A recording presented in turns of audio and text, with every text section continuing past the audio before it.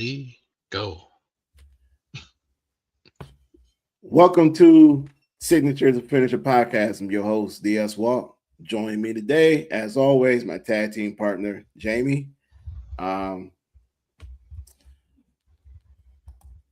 Usually I'll say something real nice and kind and be all into it.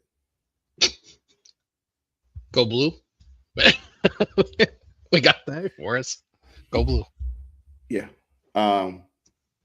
Make sure you guys watch the NCAA Final Four.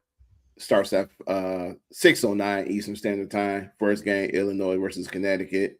Second game, Michigan versus Arizona.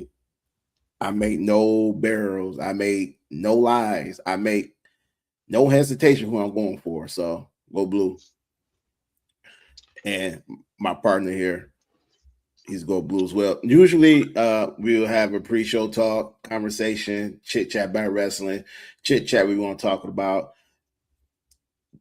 We did. Go ahead. Shit sucks.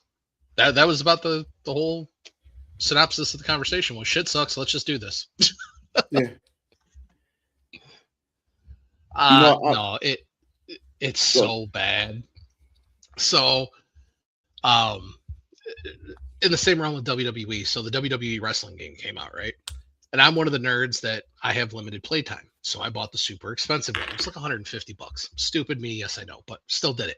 Why? So that way you can get everything unlocked with your limited playtime. No, then they still proceeded to put everything behind playtime walls. You have to do this so many times. Basically a season pass that nobody wants to do. Well, the whole thing is you have to boycott WWE. Anything that you do with when it comes to WWE, you got to boycott to get your way. And you can't boycott once you've already bought the game. So online, there was people saying, just don't play the game, don't play the game. I'm one of the ones that didn't play the game.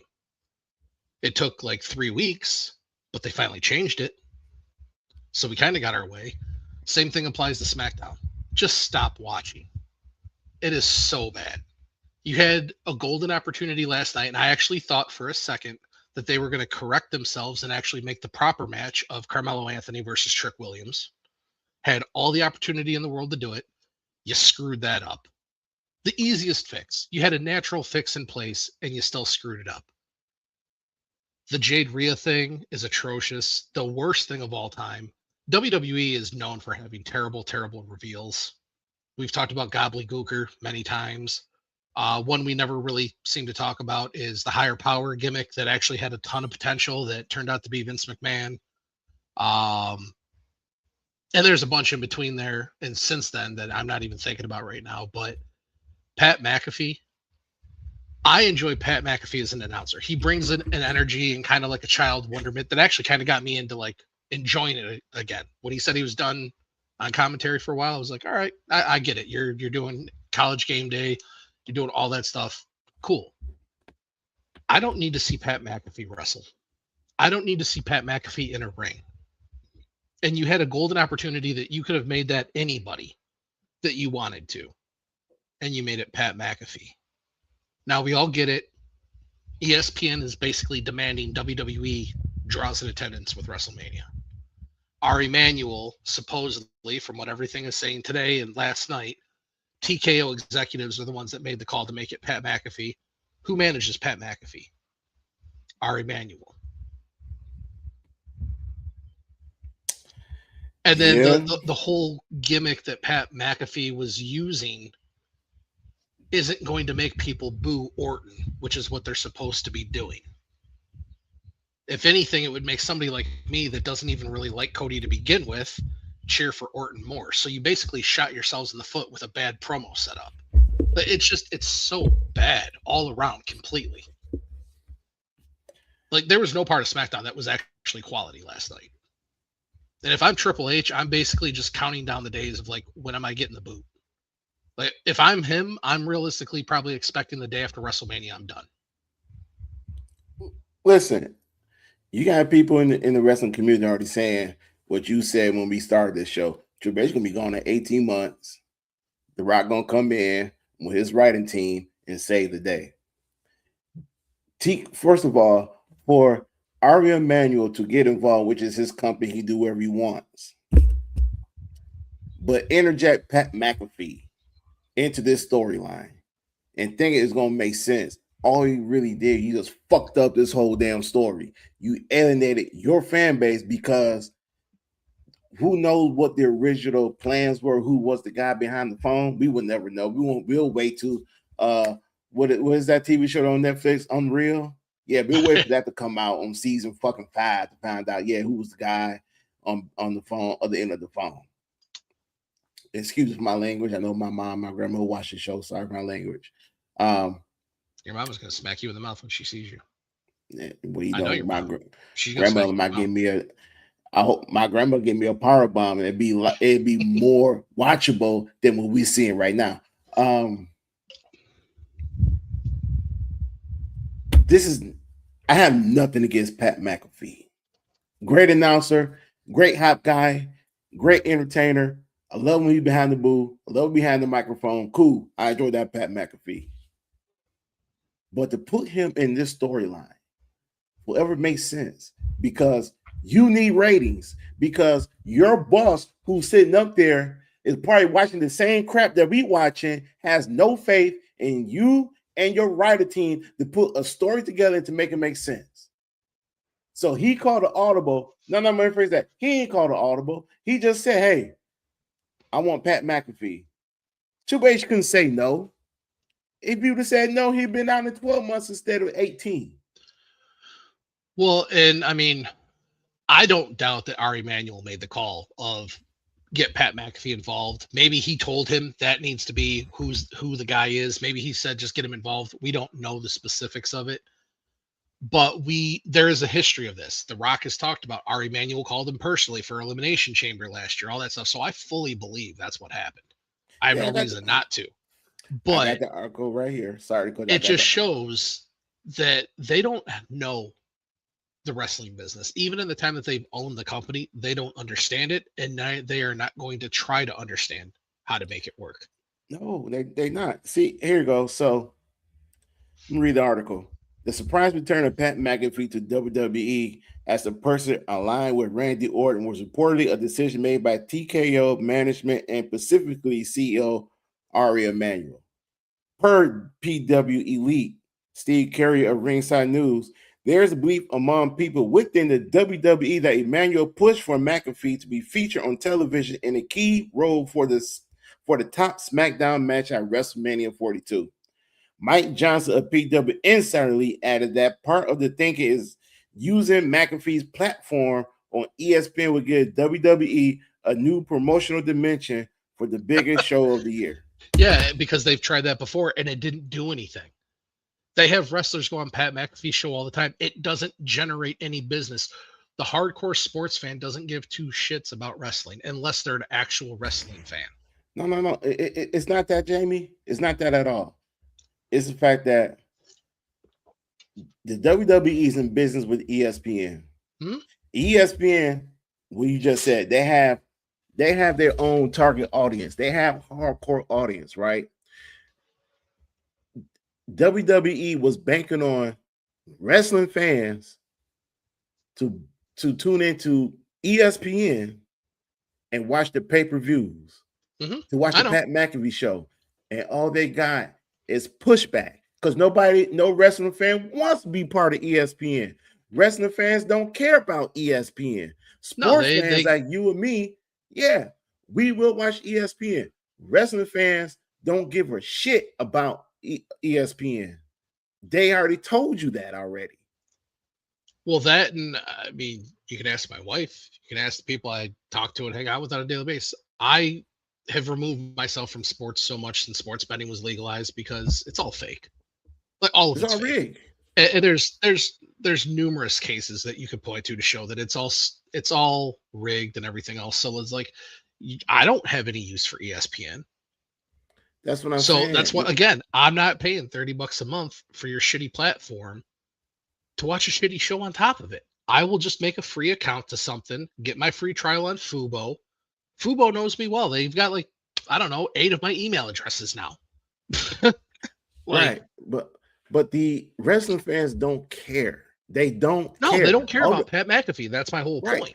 The only thing they care about is look, give me a good wrestling show, give me a good story, give me a beginning, the middle, and the end, make it make sense. We good. They don't give a shit about this. So I very rarely post on Facebook, you know that. But last night, because I follow some wrestling stuff, I'm now getting more and more wrestling stuff showing up on my Facebook when I do happen to check it. And somebody was going off. I forgot. It's one of the more prominent. Maybe it was Pro Wrestling Insider. I don't remember. But whatever. They were going off on it.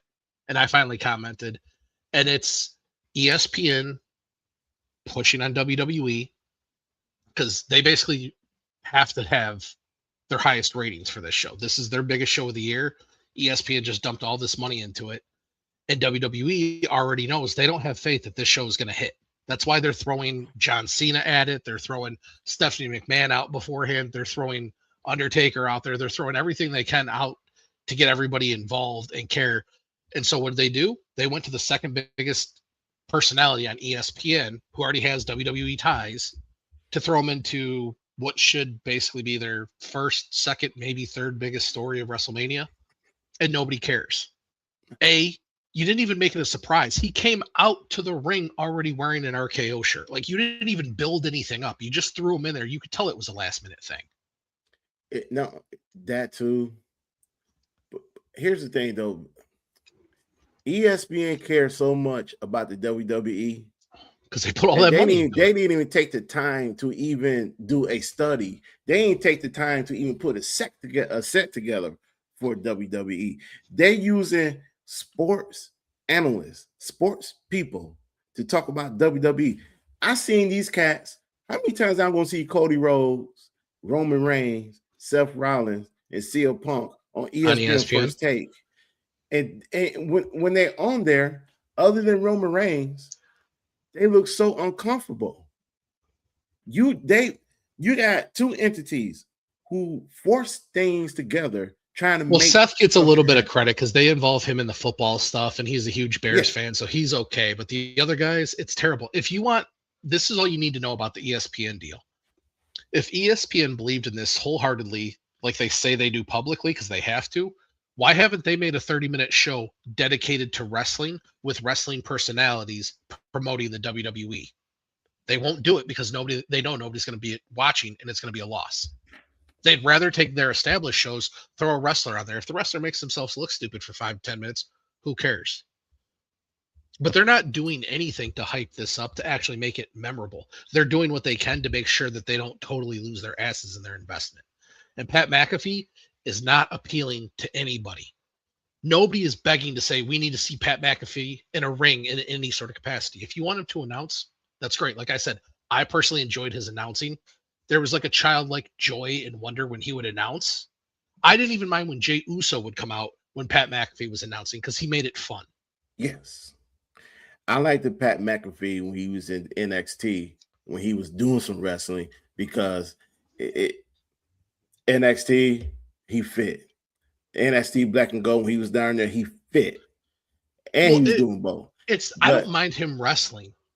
I don't. But I'm saying we don't need it.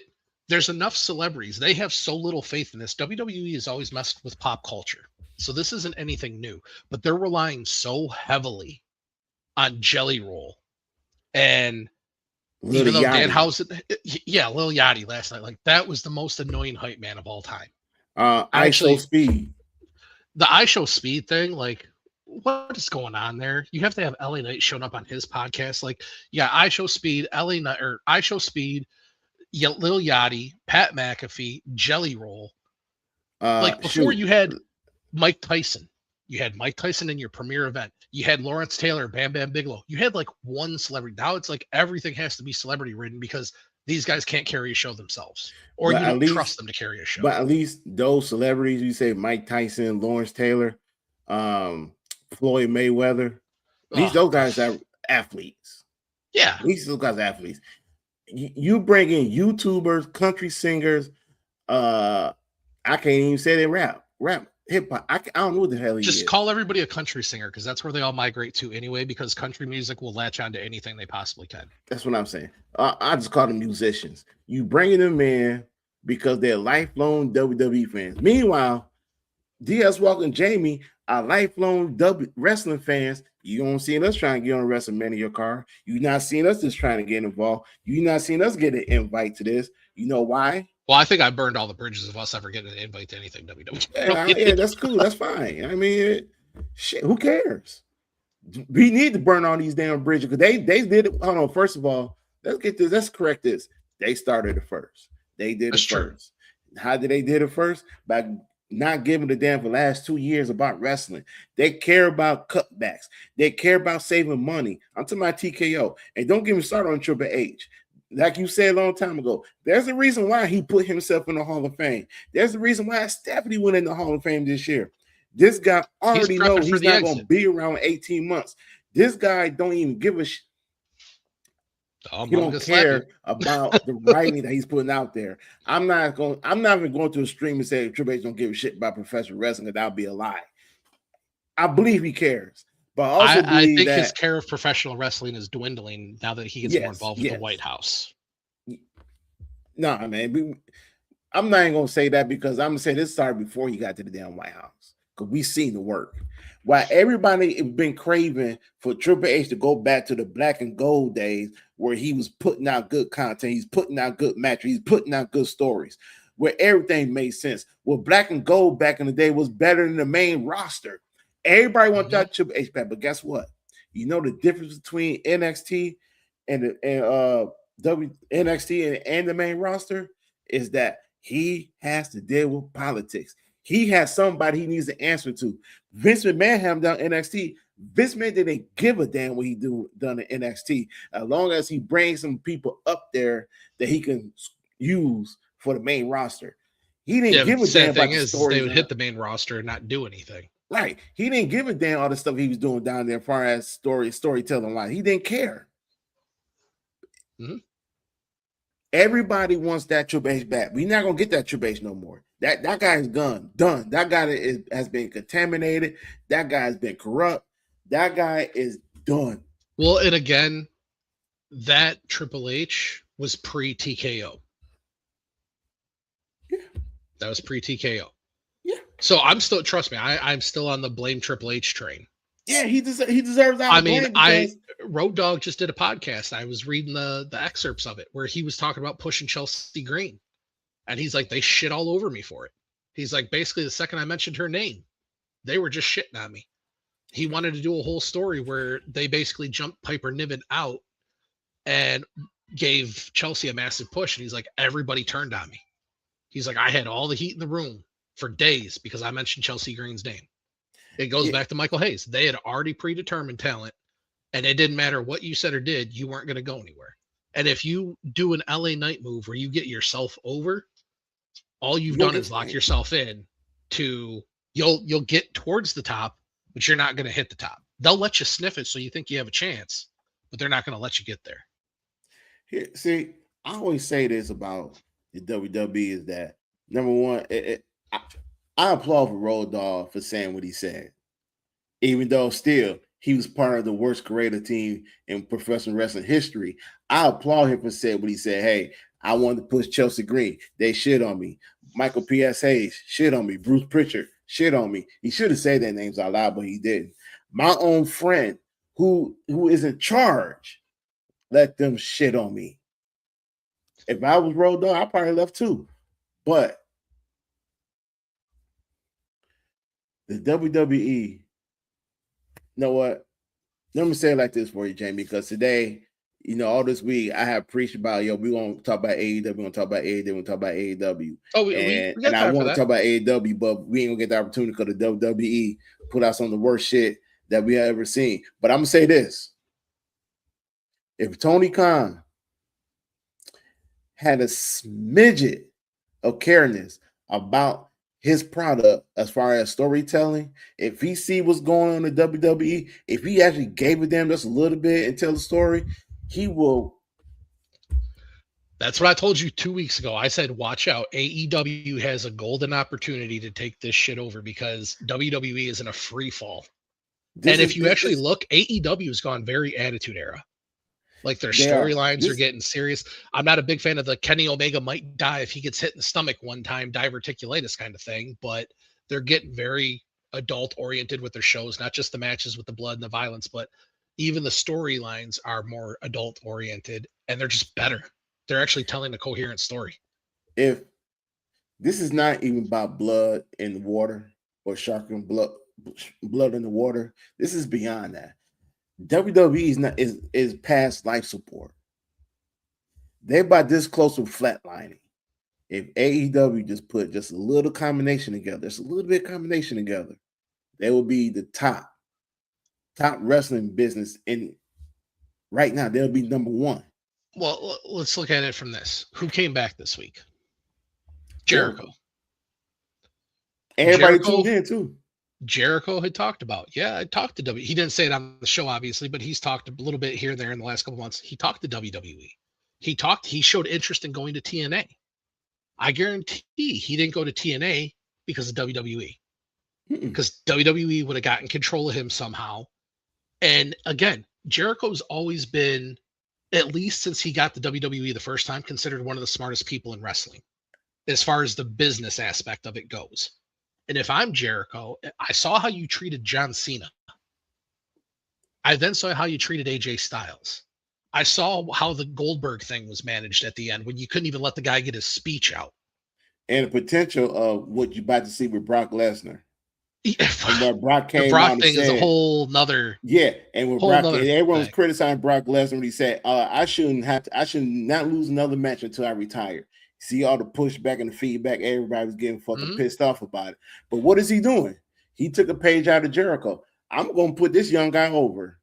I'm going to put him over, make him look good. I'm giving you your next guy for the next 20 years. I'm giving you the next me. Yeah. Now, Oba's not quite Brock, but Oba's going to be very good. Yeah. But Jericho probably looked at that and said, I can go back and lose at SummerSlam to Gunther and my career will be over. Or I can go back to AEW and probably get another 2-3 years or longer if I switch into a managerial specific role on top of the creative freedom than to go work. Now, don't get me wrong. Working with Gunther, nothing wrong with that. But they're not exactly doing anything to make Gunther look like a rock star. Nah, and even better. You seen how Tony Khan, how he treated Sting. When Sting was about to retire, head out the door. Jericho's going to get a hero's send off.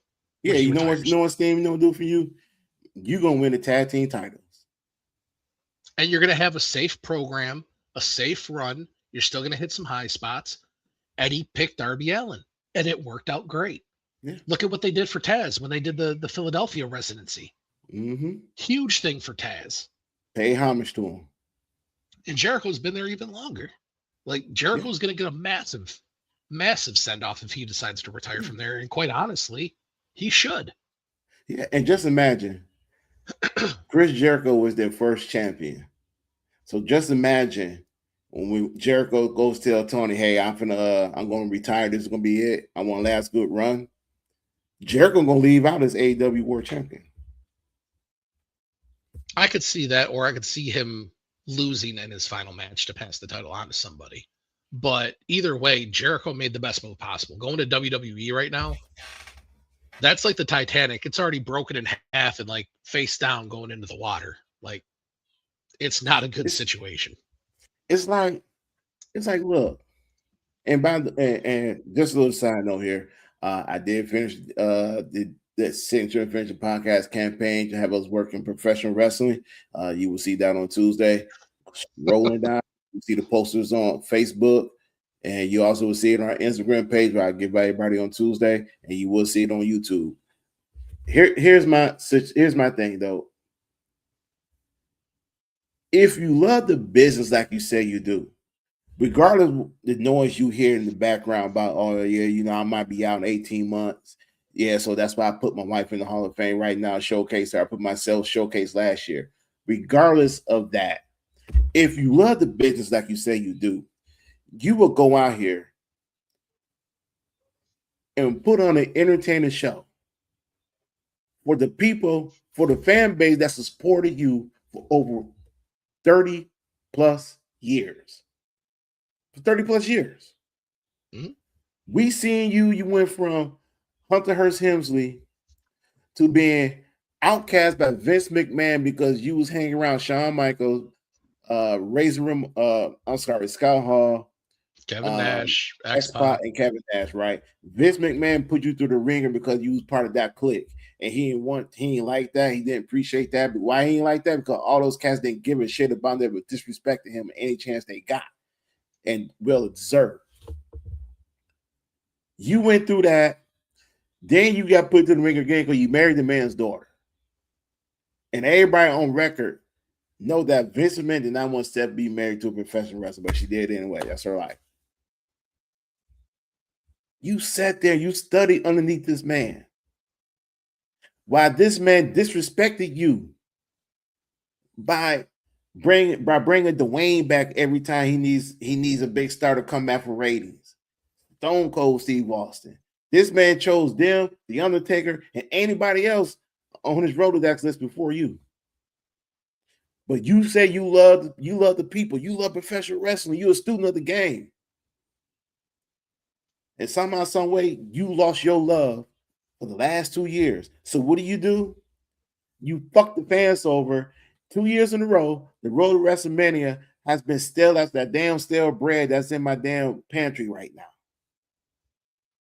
Well, you gotta buy some new bread. I'll give it to the dog. Feed it to the birds. Feed it to the dog. Ain't no birds out here. That's true.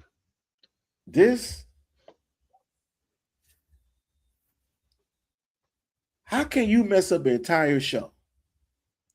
You got Rhea Ripley coming out here who did some of the worst razors. Please don't do the razor edge no more. Don't do that razor edge. The sad part is they talk about her like she's a beast, and it's what I said. She's not nearly as strong as she was. Machin is not a big girl. She is not. And you couldn't even lift her to do the razor's edge. And then you still tried to do the move and almost dropped her on her head. That was the part I had. It's like, okay, you can't get her up. Just let her roll down your back. Don't try. And then she slammed her and she almost landed on her head. I don't know what's going on, man. Like, I get it. Me and you, we come out here, we go back and forth about Jade Cargo. We go back and forth about the women's division. But you know what? I'm tell you something. I don't ever want to hear how bad Jade is. Because you know why? Because all these top superstars that me and Jamie talk about that we like, they're getting just as terrible as she is. And the woman the woman right now who sold more merchandise than anybody else, including men in the WWE, can't do a razor edge. She can't do her own finishing move right. It's true.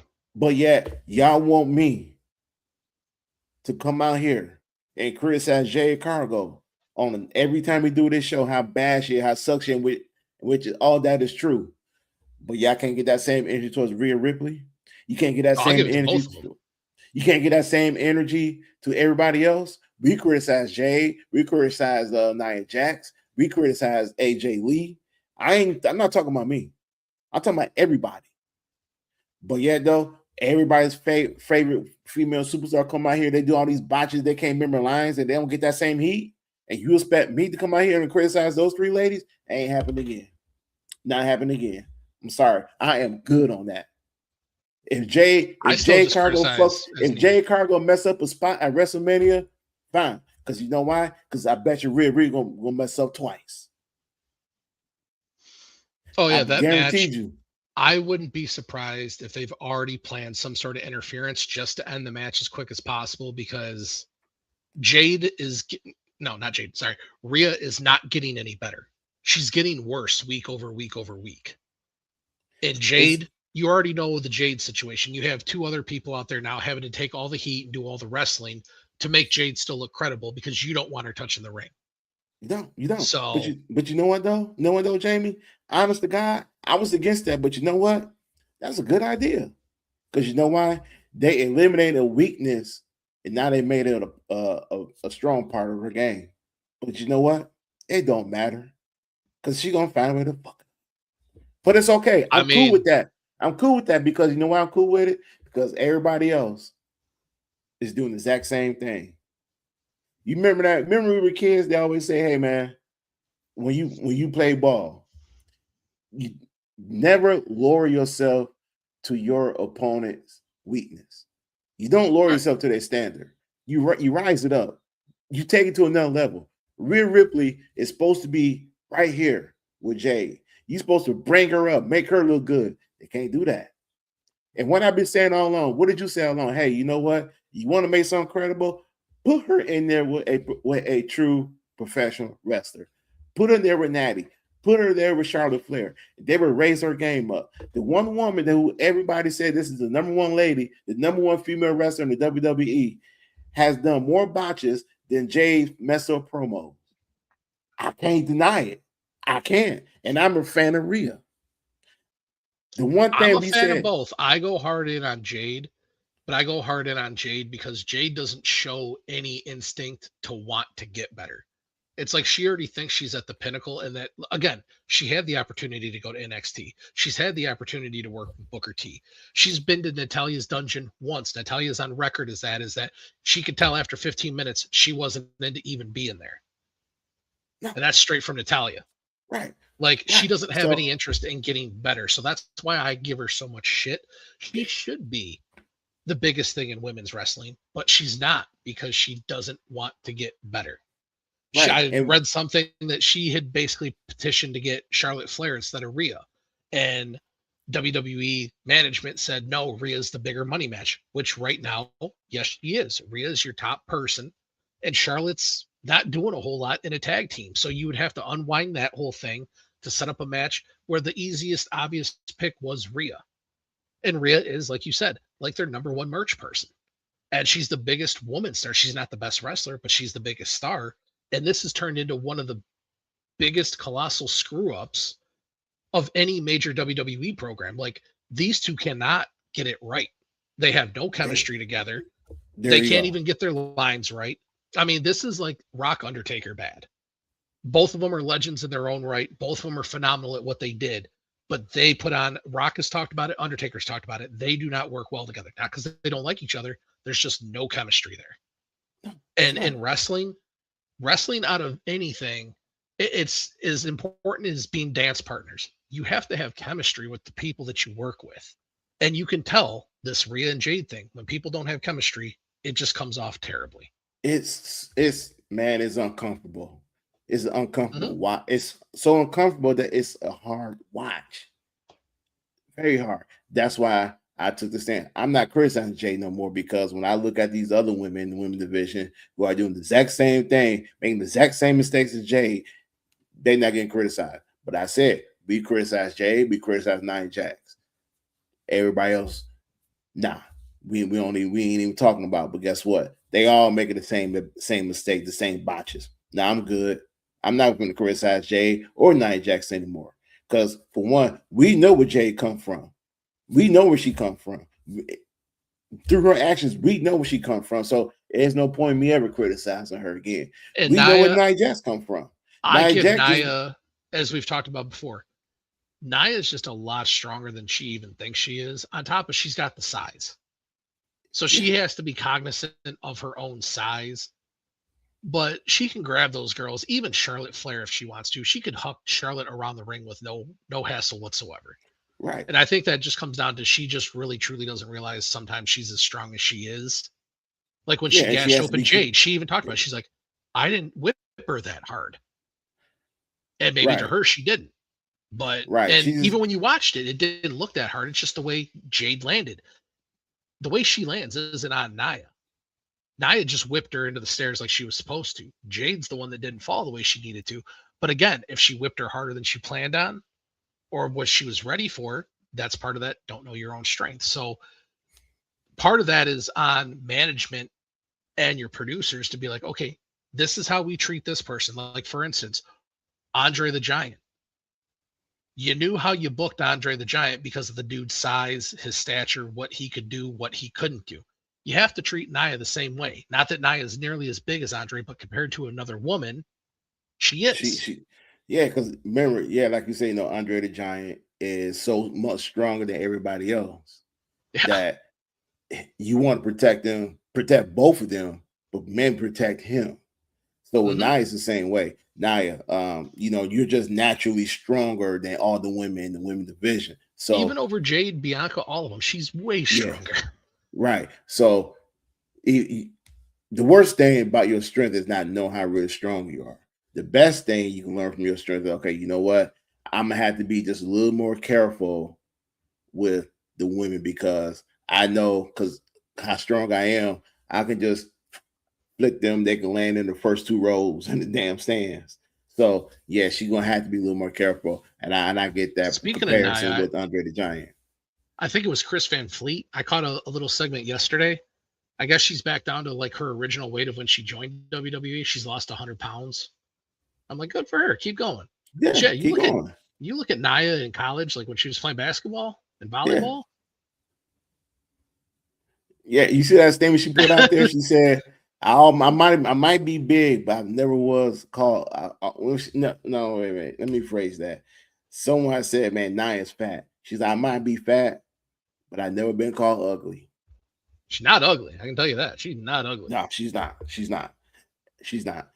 But congratulations to her. 100 pounds. She'll keep it going.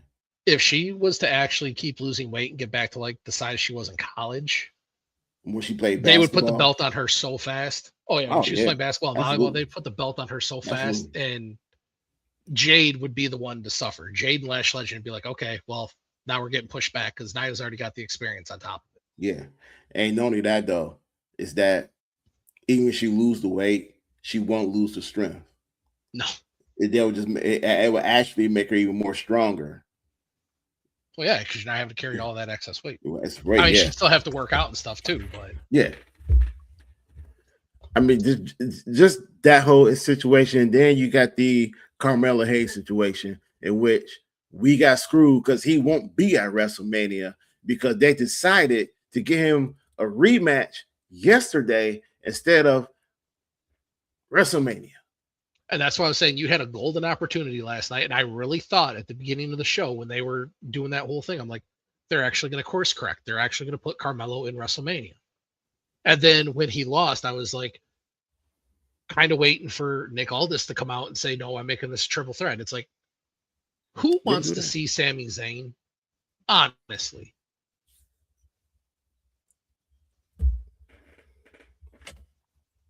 But who, if you're just talking about charisma, the better wrestler, Trick Williams, I totally get. This is your up and comer. You need to get this guy to the moon as quick as you can. Is Sami Zayn the guy to do that for you? Or is having a banger of a match that people talk about for years on an already proven feud, Carmelo and Trick Williams? Can I say the quiet thing out loud without people really not paying attention to this whole thing is that they're going to put the belt on Trick Williams. Oh, yeah. They're putting the title on Trick Williams. That's the quiet part out loud that we're not saying. But here's the problem, the whole situation. Carmelo Hayes has been the best wrestler on SmackDown. Since he got there. Match of the year.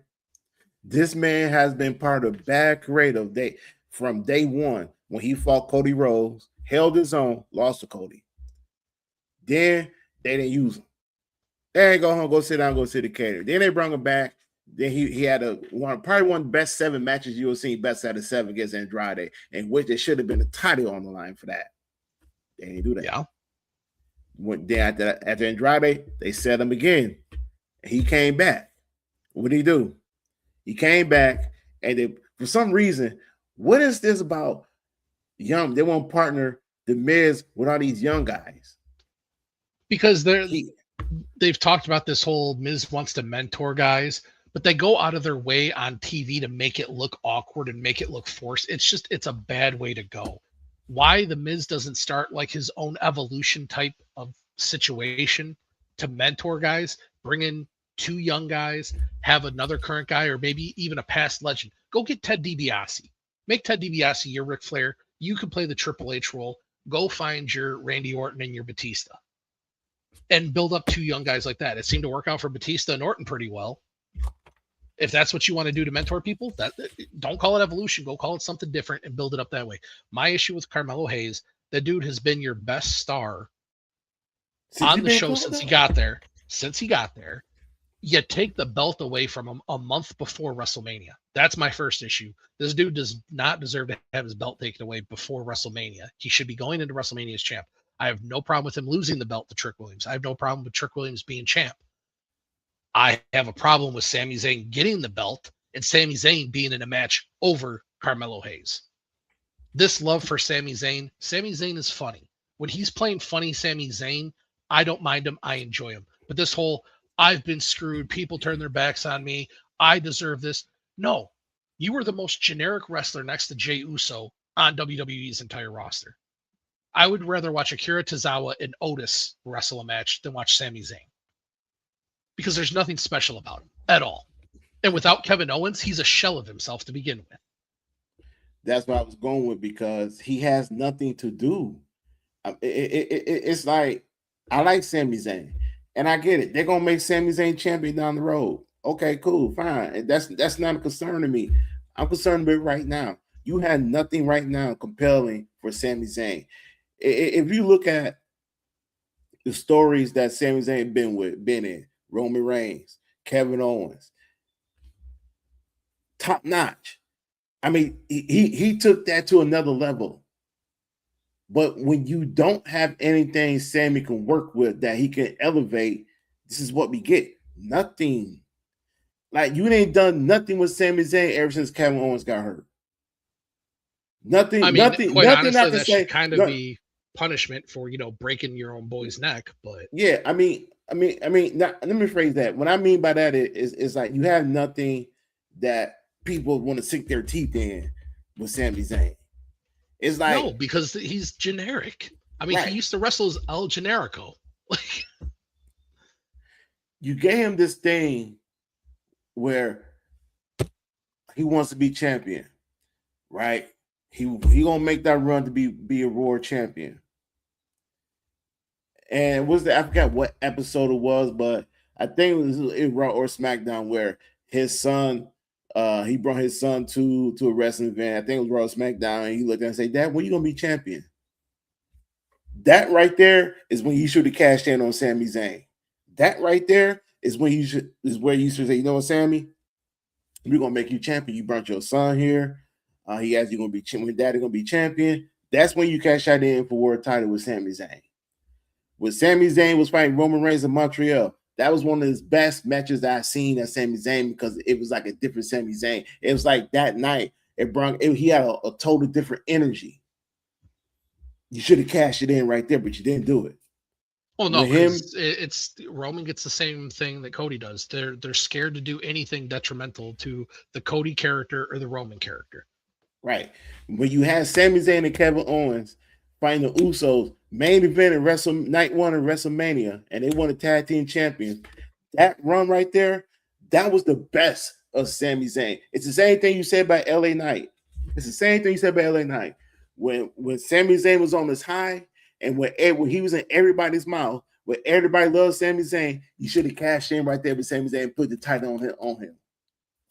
Now we got Sami Zayn coming down back to earth. Now we got Sami Zayn not really doing anything. Now you got Sami Zayn out here acting like he's Randy Orton. He hear all these voices in his head. He don't know what to do. He's doubting himself. He's trying to motivate himself. The man is doing a Hulk Hogan Hulk up. Don't forget, Sting did a Hulk up too. He just beat on his chest like King Kong. Ultimate Warrior did it too, where he just looked like he was having a seizure. All I'm saying is that you could have went in a different direction with Sami Zayn. You could have took care of Sami Zayn a long time ago. But now you're putting Sami Zayn against Trick Williams, where Sami Zayn, all due respect, took Carmelo's spot. Mm-hmm. That's all he did. He took Carmelo's spot because Sami Zayn gonna lay down for Trick Williams. And don't get me wrong, it's gonna be a good match because it's Trick. And I know Sami, because he does good work. He's gonna put everything into it, but it's not the match we need to be seeing.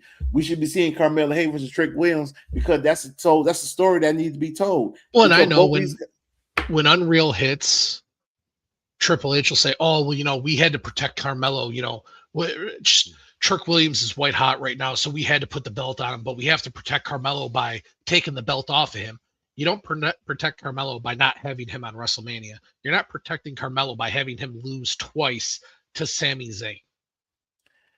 Carmelo Hayes, and I'm gonna give everybody a little history lesson here. And for the people who are watching, thank you for tuning in. Carmelo Hayes was the guy down in NXT. You know what was down there in NXT when he was the guy? Braun Breaker. Trick Williams. Braun Breaker, yeah. And Trick Williams. And Ilya. Carmelo Hayes was the guy. He was chill. The man was confident. The man believed in himself, what he can do. And when he got called up, how much we knew about Carmelo Hayes, how much we were so excited about Carmelo Hayes, they really didn't mention him because they were too busy drooling over Braun Breaker. Carmelo Hayes was the first pick in the draft for SmackDown. Mm-hmm. Carmelo Hayes is him. He is it. You know why I say that? Because Shawn Michaels down in NXT, who's doing a heck of a job, even said Melo is him. He is different from everybody else. He's not a showboater. He's not out here. He got a big personality. The man just confident in himself. And every time he steps in the ring, you're gonna get a 5-star match. If you don't believe me, go back and watch Andrade. Go watch against Ilya Dragunov. 5-star matches. This man fought Cody Rhodes on his first night on SmackDown. And at that time, it was one of the best matches on SmackDown. And you telling me that Carmelo Hayes, the best spot, the brightest spot on SmackDown, is not going to be on WrestleMania?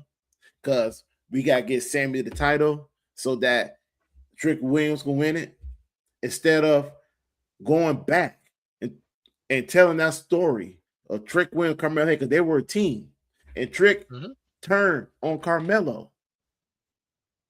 You don't think that's a story that can be told right now? You don't think that Trick Williams or Carmelo Hayes will put on a 5-star match at WrestleMania? How about this, Jamie? How come we can't have a fatal 4-way? We could have had Sami Zayn. We could have Ilya Dragunov, in which I even said Ilya should be wrestling Gunther to finish up that story, but we ain't getting that. We're going to get Seth Rollins instead. You telling me we can't get Dragunov, Sami Zayn, Trick Williams, or Carmelo Hayes in a fatal 4 for the U.S. title? I guarantee you everybody will tune in and watch that, because I guarantee you it probably the best match of night 1 and night 2 combined. I mean, it just goes to show that I just need to be creatively in charge of WWE. All this would be fixed. There would be no Randy Orton, Cody Rhodes match, because let's be honest, nobody cares. You already screwed it up right from the jump by having Randy turn heel for legit no reason whatsoever. Then you try and justify it with this Pat McAfee thing, which doesn't help the cause. The show is just bad. And by the show, I mean WWE collectively. Their entire show, their entire programming lineup, all of it is bad. And it's because they have spread themselves so thin on what they're doing. There's no direction. There's no creative focus of developing people anymore. And when you do develop people in NXT, you bring them up, and somebody like Kiana James, Carmelo Hayes, Ilya, to a certain degree, not so much, partially WWE's fault, partially not because he got hurt. But Kiana James and Carmelo alone. Kiana James got drafted the same night Carmelo did. You didn't hear from her for a year. Got drafted to Raw, nothing. You mean SmackDown? Or SmackDown, sorry. No, I'm pretty sure she got drafted to Raw. And then appeared. No, did she? No, she got drafted. Either way, she got drafted. They gave her little video. I think she came out like that Raw and did a little thing real quick. Didn't hear from her for a year. Carmelo, you put through the ringer doing nothing until the Andrade thing happened. The best match of SmackDown had, period, along with the Cody match, and gave him nothing to do. Okay, Andrade left. That kind of threw a monkey wrench and everything. But this has been your most consistent guy on the entire show. And now, yeah, you'll probably work him into the feud to show up at WrestleMania for some reason. But how does this guy not have a match at all? And if he does get a match, it's going to be some filler match with like Ilya and a couple other guys, when Ilya should be in one of your main event spots already.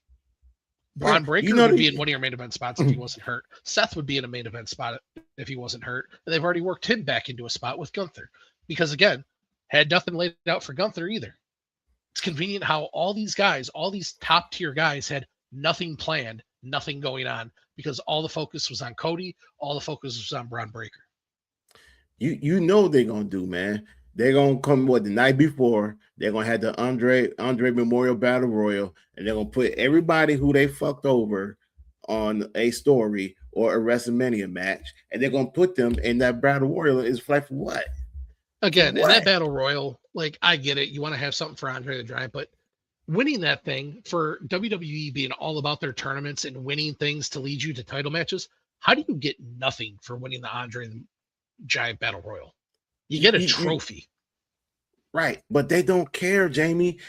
I know they don't care. When they started Andre the Giant Battle Royal, it was on WrestleMania. Ever since then, it's been on SmackDown. Mm-hmm. This is the same company that, what did you say last week? The same company that had nothing for Bobby Lashley, and he was your top star, and he was carrying Raw, and you had nothing for him at WrestleMania 39, nothing. Yeah. I mean, it's funny to think about Gunther. If I'm Gunther and I'm thinking, I just got shoehorned into this thing with Seth Rollins, so now I know I have a main event match. A main event level match, I should say, not a main event match, but a main event level match with Seth Rollins. Probably feeling pretty good. But at the same time, if it wasn't for circumstance and coincidence, I wouldn't have been booked in this match at all. What creatively do they have for me when I'm supposed to be the biggest heel in this company? Yeah. And again, the whole Gunther thing, I'll tell you right now, it's probably going to play out this exact way. Oh, yes, I'll do a favor for you, Paul Heyman, but you're going to do a favor for me. That favor is I want Brock Lesnar at SummerSlam because I'm going to retire Brock Lesnar. And we already know that's already a script that they've run before, and WWE loves reusing storylines and just changing the people involved. And that's probably how Brock's going to get retired.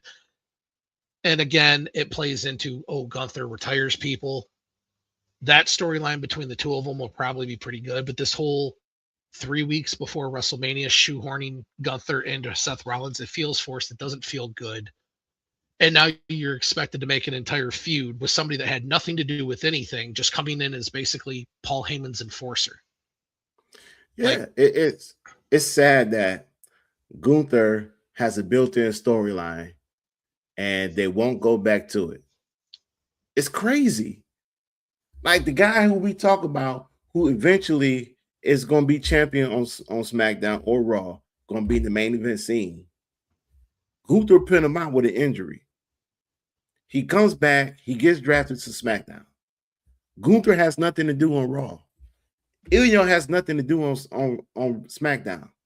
Gunther put out Dragon off. Why don't we go back and finish up that story? And who was dominating NXT when he was down there? It was Ilya and Braun Breaker. And even then, Ilya was dominating it over Braun.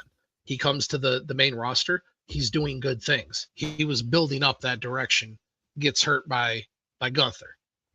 So I don't know how they didn't immediately turn that into a long-term story to lead to WrestleMania with him coming back.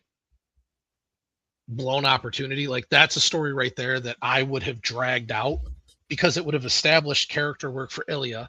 It would have established Gunther has no character. That's the biggest problem. The dude has no character whatsoever. And when he's on the microphone, his credibility drops. He needs a mouthpiece. He needs Kaiser. He needs Kaiser back. And if they push the El Americano, that needs to be saved for Triple Mania. Like the American audience doesn't give a shit. Save that for Triple Mania. Those two are going to be megastars.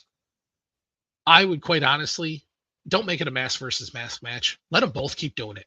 If they enjoy doing it, they can both be stars running basically the same gimmick, but different. Yeah. They're both too good for it, but obviously WWE is going to force at least one of them to keep the mask on. Yeah, unfortunately, I think it's going to be Ludwig. But Ludwig, stupid. no reason that they ever should have split him up from Gunther. No. Yeah, there's no reason Ludwig couldn't have been a solid number 2. Scottie Pippen, best years of his career, he was number 2 to Jordan. They could have had the world heavyweight title and the intercontinental title. Would have been just fine.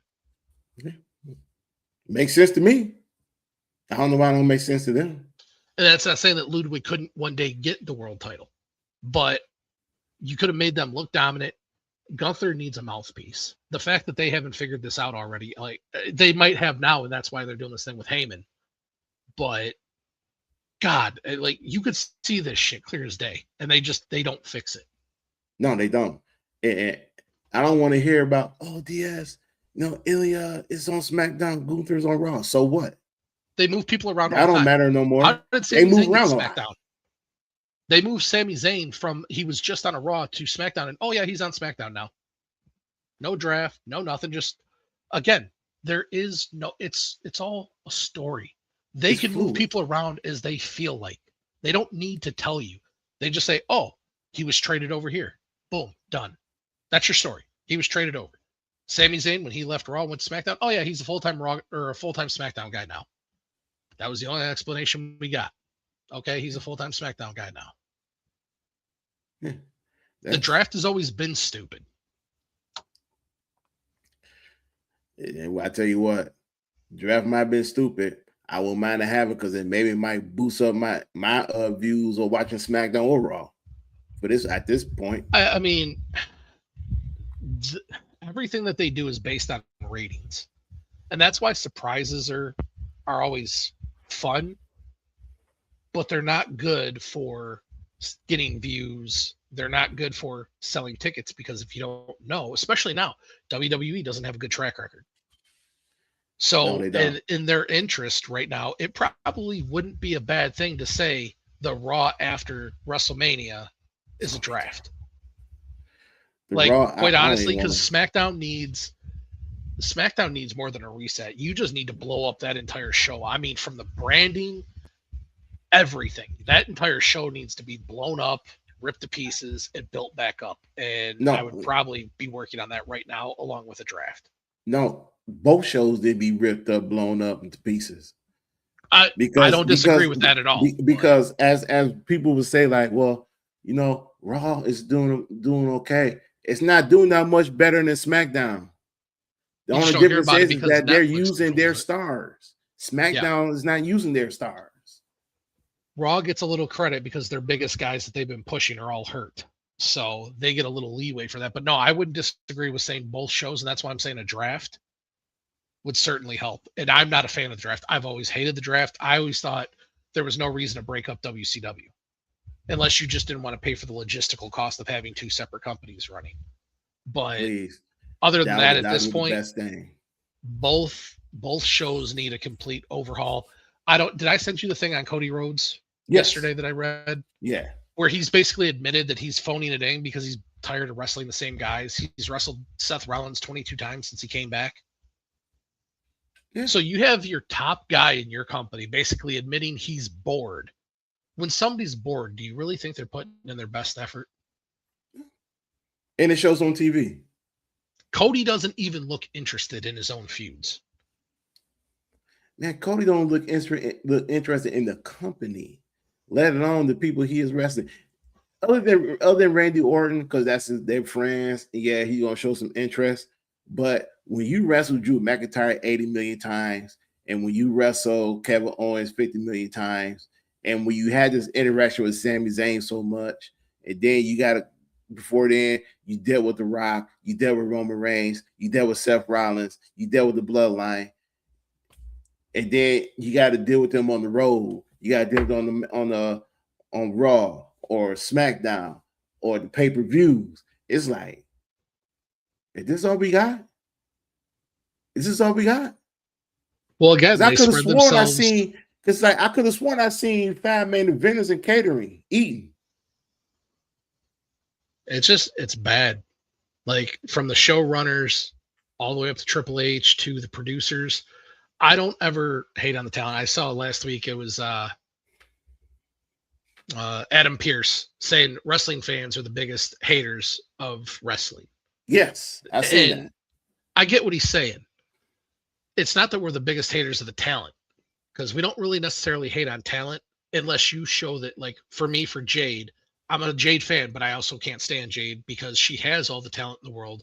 She just refuses to get better. We don't really hate on the talent. I do a little bit when it's like Jey Uso or Jade, different story. But this is about the company and about the management, not the performers themselves. Because they don't get to call their shots. This isn't the NWO of, Hall and Nash and Hogan with creative control to do whatever they want. These guys have to do what they're told, essentially. They can have a little bit of an opinion if you're Cody or Roman, but a lot of these guys are just stuck having to go out there knowing that they're doing shit and not having a choice about it. Yeah. You can't fault them for going out here and doing what they can do. I mean, you don't think a lot of these men and women won't go back into creative and do what did with Mercedes Moné and Naomi did in the past? Oh, this is shit. I'm not doing this. You don't think a lot of them want to do that? You don't think Randy Orton want to go back there and say, look, this isn't working. We got to change it up. If he says that, he would never see the title a day in his life again. Yeah. They can't go out here on social media and criticize their work because they will put their livelihood in jeopardy. And when I mean livelihood, I mean their job, or in this case, being on TV. Because you see how they do in AEW. As soon as you criticize something that you don't like, Tony Khan gonna have you off TV for the remainder of your contract. You see what's going on with Britt Baker. You don't think Britt Baker can be needed on TV right now in the AEW women locker room? Especially with Tony Storm being out for a significant amount of time. Yeah, they need Britt Baker. You don't think he can just go ahead and call the turn, come back to work? He's not going to do it. He's not going to do it. You don't think he can call Camille up, one of his bigger women who is strong, athletic, and skilled in the wrestling ring? And he hasn't used her ever since, when she quit on Mercedes Moné. She ain't been seen on TV since. This one was on one of the biggest wrestling movies for women that was made. She wasn't promoted by AEW. She wasn't mentioned by AEW or by anybody at AEW. So you think those guys, think those men and women in WWE gonna do the same thing? I mean, you see what happened with Piper Niven when she started going off on Jade and she forgot or she didn't know, oh, this is story based. And what happened to her tweets? Take that down. Shut your mouth. And all she would do is spin facts. Yeah, like anything Piper Niven said wasn't something that wasn't already known. She's not well liked in the locker room. Those are facts. Yeah. She asked for time off during Christmas and was told no, and then conveniently got hurt the next day and was out all that time. So, yeah, it's things like that. Why she's not like, there's a good reason. It's not like people hate Jade because she was expected to be a star. They hate Jade for very simple reasons that she's caused on herself. So do you think that she's going to be on television when she gets back? No. And I guaranteed you, she'll be healthy within 6 to 10 months. I don't know. Back on television. No, she's one of the ones that they're saying that she might not be able to come back. Yeah, that's true. You see Chelsea Green, she's out with an injury. You see the damage that Michael P.S. Hayes did to her. And you see how Road Dogg wanted to push her. His own friend, own brother, shut that down. Yep. Now, WWE is going to have a lot of problems unless they can get somebody credible like The Rock to come in. But see, I'm glad you said that. Fixing that. I'm glad you said that. But we know he's coming back. We know he's coming back. And I'm not saying in the ring. I'm saying he's going to be involved heavily. Think about this. There's a reason why his daughter walked away. Do you think that he didn't know? You think that she didn't discuss this with her father, what was going to happen? You think that he didn't put this plan together? You know she's coming back. and you know she walked away for a reason. Yeah. And what did The Rock told everybody on the Pat McAfee show? I played the long game. He plays the long-term story booking game. You don't think that The Rock could just come back and tell Ari Emanuel, who has respect for The Rock more than anybody in that company? You don't think The Rock ain't talk to Ari? Ari, look, you know what? I need you to take a step back. Pat McAfee on this story that does not fit. This is what you got to do. This is who you use. You don't think The Rock could have came back and just fixed this whole WrestleMania situation after everybody criticized him? No, he's letting Triple H fall on his face. Yeah. And that's, I still believe myself, I blame The Rock for John Cena's handling of turning him heel. He didn't care. But it's not turning him heel. It's the fact of you turned him heel and then you said, yeah, I'm not feeling it anymore. I'm done. I think that was done deliberately just to show Triple H wouldn't be able to handle it because it was Triple H's idea to turn him heel. Yeah, but it also told you that you're not going to use my ideas. Fuck it. Yeah. I'm going to go back home to Hawaii and I'm going to chill. I'm going to watch this shit show on TV. Mm-hmm. And that's 100% the type of thing I'd do. Yeah. Like, okay, you're not going to listen to me. I'm going to let you fall on your face. I'm going to come in and clean up your mess and basically wipe you out of the history of the company. Yeah. And you know what he's doing right now? Doing the same thing we all doing, watching this on TV. Watch it fall. Because if you don't think that when Triple H is gone, if he leaves on bad terms, that they're not going to basically whitewash him out of the company, go back to that Stephanie promo. She didn't say anything about her dad. She went right to her grandpa, the house that my grandpa built. Your grandpa's company was a regional territory, just like every other promoter's company at that time. Your dad is the one that turned WWE into what it was. He's the one that started to centralize the power and consolidate the regions and the territories. It wasn't your grandpa. No. But they skipped over that until Cody brought up, you're not like your dad either. I guess. But they do everything they can not to mention Vince McMahon, period. They'll mention senior, but not junior. Yeah, I mean, I have. What do you think will happen to Triple H? Same thing. Yeah. Once they can get that McMahon name off of that company completely, the happier they will be. Right. But see, this is the difference between both of these guys, though. With Vince McMahon, I started this whole thing. I elevated this game. Mm-hmm. He can literally say, you know what? Yeah, I took over my father, and I made it to what it is right now. So he didn't take over. He bought out. There's a difference. It wasn't handed to him. But he bought out his dad, but he bought out, took over, and he made it to what it is. And fired his dad on top of it. Right. And you know, we all knew Vince has some bad storyline. He has some real down years in the WWE. And quite honestly, he about the only one, because he is the owner, can say, I don't give a shit what you think. You gonna watch the product anyway. With Triple H is different.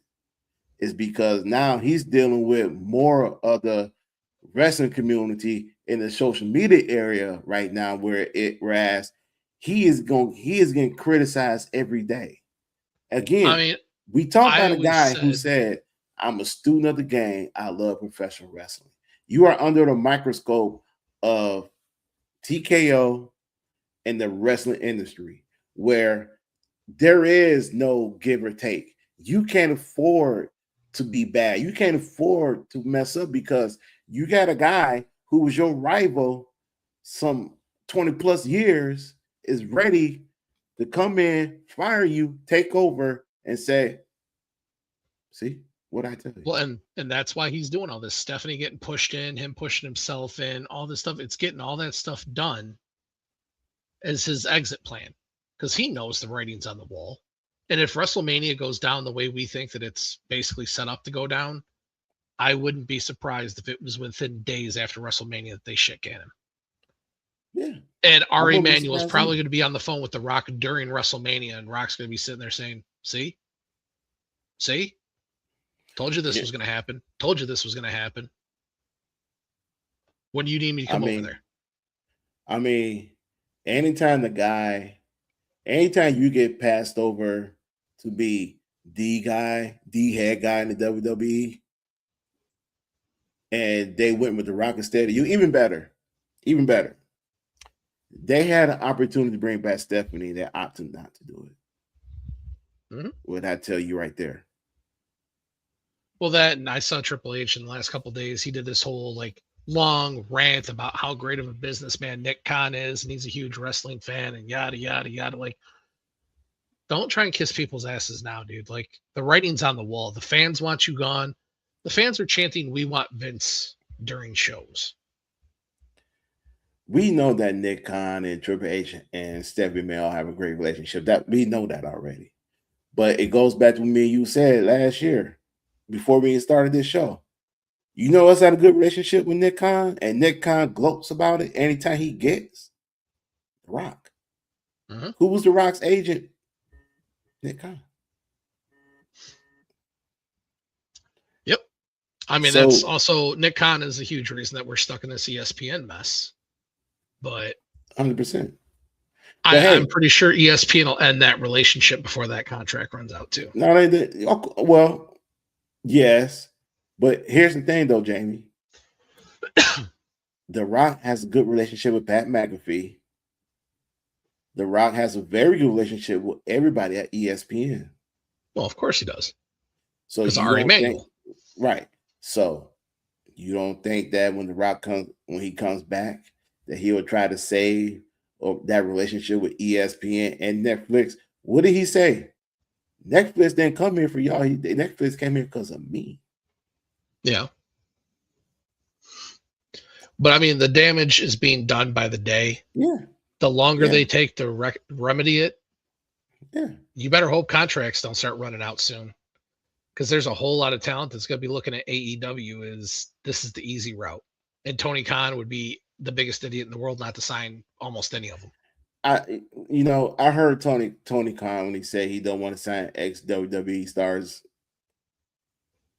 And I agree with him to the point of, you don't need to sign nobody because your roster is full to the point where you got all your top stars who should be on TV sitting at home. Mm-hmm. So I agree with that part what Tony Khan said, but I also agree with the part of, you know what, the guys you're not using, release them.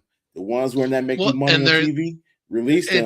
It's the same thing WWE does. I've talked about it multiple times. The hogging talent, sure, they're getting paid to sit at home, but you're also dwindling their star power because people forget about them. Yeah. If it wasn't for you on this show alone, Wardlow wouldn't have been brought up since like Christmas of last year. Mm-hmm. Keith Lee's sitting down. I know Keith Lee got some health issues. I was gonna say he's basically done. But even before his health issues became an issue, Keith Lee was already off TV. Mm-hmm. You don't think Keith Lee would like to be on TV working with Swerve Strickland? Or you don't think Swerve Strickland would like to reunite with Keith Lee and become a faction instead of a tag team? You don't think Keith Lee would do a good job if Keith Lee was healthy? I can honestly here say he would have asked us for his release, go back to WWE, be with his wife, and probably do something meaningful because before Keith Lee left the WWE, Keith Lee was one of those guys where he was not used right to the point where they changed his name. Keith Lee is a perfect example of WWE just not knowing what the hell they're doing. His original main roster gimmick, perfect. What was Keith Lee? Sells himself. Well, he had the thing. I forgot what it was. The little catchphrase, like not immortal. What was it? Not the Almighty, because that was Bobby Lashley, but glorious or whatever it was. I can't remember. But either way, that gimmick for him worked. They treated him like a powerhouse. He was winning. He was crushing it. He should have been the next guy up. But then he got sick. He was out for a while. They bring him back. Vince McMahon's all about, we're going to rebrand him as Bearcat. For what reason? And then, they did nothing with him, got released. went to AEW, and he's obviously had a ton of health issues since then. So whether he gets to come back or not, we'll see. I hope he does because he was great. It wasn't illustrious. It's bothering me now.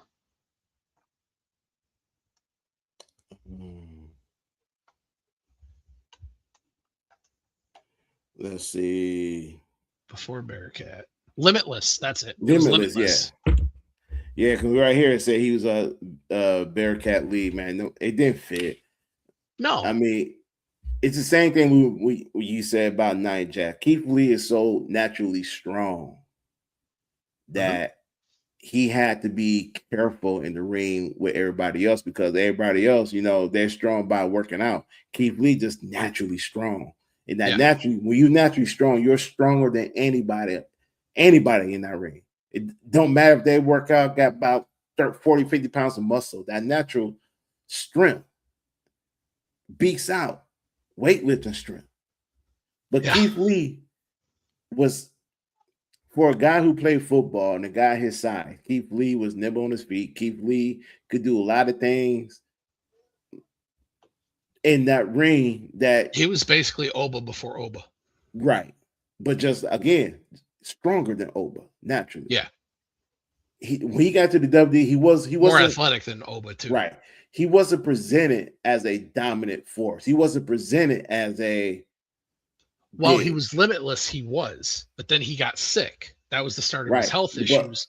And then he came back as Bearcat, and it all went to shit. Right. But what I mean by that, Jamie, I mean, like, when you see Brock Lesnar, he did that big thing, and they was presenting him as this unbeatable guy. Keith Lee wasn't presented like that.